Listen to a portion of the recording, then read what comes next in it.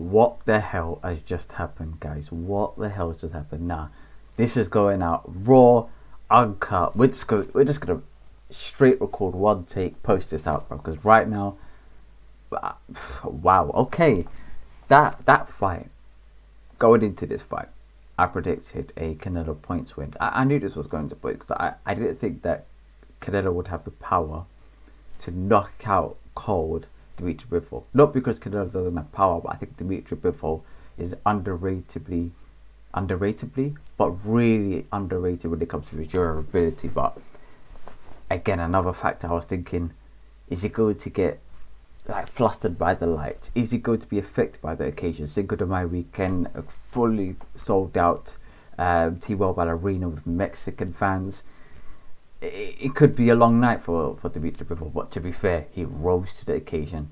That might have been his career best performance against any opponent in the ring. And when it comes to stuff like that, you can't always predict it. I didn't think he was going to rise to that level of occasion.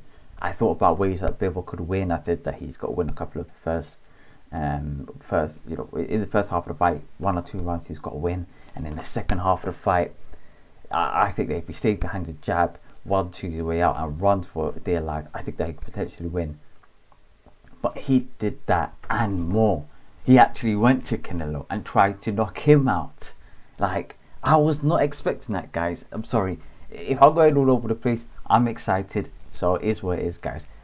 Let's talk about this fight. Bivol, they didn't even sing the Russian national anthem, for obvious reasons, but I thought maybe that would affect it. But this guy is mentally strong. He's mentally strong. He had to be to win this fight. Round 1, I'll put it this way, I scored it 8-4. Okay, my scorecards were comparable to the judges apart from one round, which is round 3, and I gave that to Bivol. So let me talk you through this fight. Round 1 and 2, I gave it to Canelo Alvarez. It was very competitive. It could have gone either way. I think the first couple of rounds you could have gave it to Bivol, you could have gave it to Canelo. I'm not really too mad at that, okay? First 2 rounds I gave it to Canelo Alvarez. Third round I gave it to Bivol because I think Bivol done a lot more in that round. I think he landed a lot more, particularly with the jab. I haven't seen round by round copy box stats. I've seen a couple of rounds here and there, but not round by round. But I think round 3, Bivol really stepped it on Canelo. Tried to go for him a little bit, tried to come forward a bit more. 1-2s and jab was very, very efficient.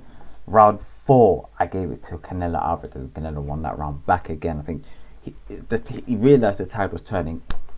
Tried to stop it in the track by round 4, but round 5, this was a very, very important round. Round 5, Canelo Alvarez backs up to the corner. Dimitri Bivol flurries in with just a flurry of shots. 1-2, 1-2, or 1-2, 3, 4. It depends how you want to describe it, okay? But Canelo Alvarez says, "Nah, come here." Yeah, Dimitri Bivol's like this. You come to me, fam. Yeah, you come to me. Step on my side. Yeah, and that to me requires discipline, focus, and attention in the ring. Okay, don't get sucked in to your opponent's plan. Some people are really competitive in the ring. They'll rise to the challenge. All right, cool. Let me try and knock you out. Let me try and batter you on the ropes. And I think Canelo Alvarez will use that as an opportunity to showboat or slip roll. Maybe hit you with a counter punch to the body or something, and really wind you and stop you in your track. Try to pop your tires a bit earlier. Okay, now when that's something that I predicted as well. I thought Canelo would try to pop Bivol's tires extremely early, but it doesn't appear that even though he was trying to, it was hitting the gloves. 1 or 2 body shots were landing, but it wasn't affecting Bivol, and that durability was extremely underrated. We saw him taking a good hook. I think it was a right hook against Joseph Jr., but he was unfazed by that. Canelo Alvarez hit him tried to throw the kick and sink at him, and I don't think any of those shots really phased Bivol. Maybe I think there was one little occasion where it may have just phased him a bit, but I don't know if it was that or it was a little bit unbalanced, undecided. Anyway, round 6, It was a very.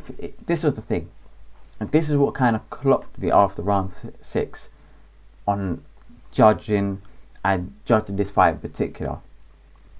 I gave round 6 initially to Canelo Alvarez. Okay, I said Canelo Alvarez won round 6. But then again, I come to realise that, looking a bit closer, I was like, even though I thought 50-50 I was undecided, but I swung it to Canelo Alvarez, Bivol landed like twice as much shots. So I turned around as I crossed out, I said, nah fam, we're giving this round to Bivol. And I realised going forward in this fight that Canelo was throwing a lot of punches, but it was landing like on the gloves, like on the shoulder. But because the way the camera was, maybe he was ahead in terms of where his body was, like he was there, his body was there, and it did visibly look like it hit the glove precisely. And Bivol made that slight movement as well, and moved his feet at the same time. It looked as though some of them may have landed from the naked eye. But if you if you rewind it, you watch it again, a lot of those shots were hitting gloves. A lot of the shots were missing and didn't penetrate through Bivol's defenses, which his defense was remarkable. Bivol, I'm sorry, that defense, remarkable. Okay, round 7 onwards, and this is where I said Bivol's got a jab, move, run, and etc. He did more than that. He jabbed, moved, 1-2s when he had the chance, and you know what? I gave every round from round 7 to round 12, apart from round 9, which I gave to Canelo, I gave it to Bivol. And I think Bivol really stepped it on the gas, started jabbing. He wasn't fighting in the pocket, he was moving, he was jabbing and moving a lot more in the second half of the fight, which is something that I thought that was a key for him to win. And then round 9, I think he may have took that round slightly off. A lot of people didn't even score that round to Canelo, but I did. I think the judges did as well. I think Bivol, he had 2 rounds of success, took that round off, and then proceeded to win the further 3 rounds. That last round, Canelo Alvarez looked drained. He looked out of it. He didn't look completely out of it, but he looked drained. He looked fatigued, and after this fight, it makes me wonder, can Canelo compete at the highest level at this weight class in particular? Is he going way too high for his body to be efficient at? Because if he can't knock out Bivol, will he knock out Beterbiev? I highly doubt that as well. You know the way there. So I think 175 for me, I've come to realise. I thought about it at the back of my head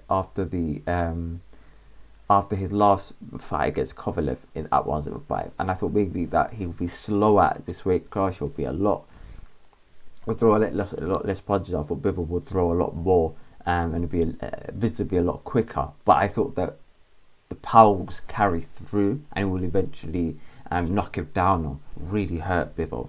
But if that's not going to come through, it becomes a pointless exercise competing at that weight class, in my opinion, because you're just going to be, you basically, all your advantages, all your Canelo advantages have become stripped from you. So where does Canelo go from here?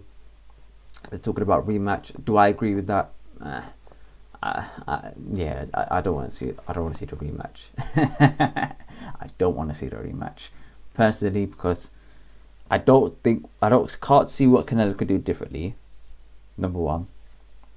And number two, I'm also concerned about whether the judges in the second fight would be biased to Canelo based on the fact that he is the big Mexican guy. He is the quote unquote the face of boxing, and I think that the officiating in the second fight might be worse than what people are thinking of this fight. I didn't think it was that bad, but a lot of people are thinking it's bad, and I think that for those couple of reasons, I personally believe that I don't want to see that rematch. I'm seeing a lot of UFC fighters like people from all over the world, yeah, from every walk of life say, oh yeah, like, oh, I want to fight Canelo, payday. I think Usman says payday. And not Usman, Kamaru Usman. And I'm like, wow, how boxing can change. You know, every person is can be beaten by somebody. The greatest fighters of all time, most of them have lost. Again, this gentleman here has taken 5 losses in his career. Lennox Lewis has taken 2 losses in his career. Canelo Alvarez taken 2 losses in his career. Manny Pacquiao, a bag of them. Not many fighters have got finished their career completely undefeated, but because they compete against the best, that's what it's all about. So overall, I'm still in shock. Triple G fight would probably be you know what? It'll probably be, at this stage, it'll probably be ideal for both parties. Personally, I'm here for it. Thank you for watching the video. Thanks for everyone that's tuning in for the live watch along. Really appreciate it. Peace, love, prosperity, and I'm seeing you in the next video. Peace.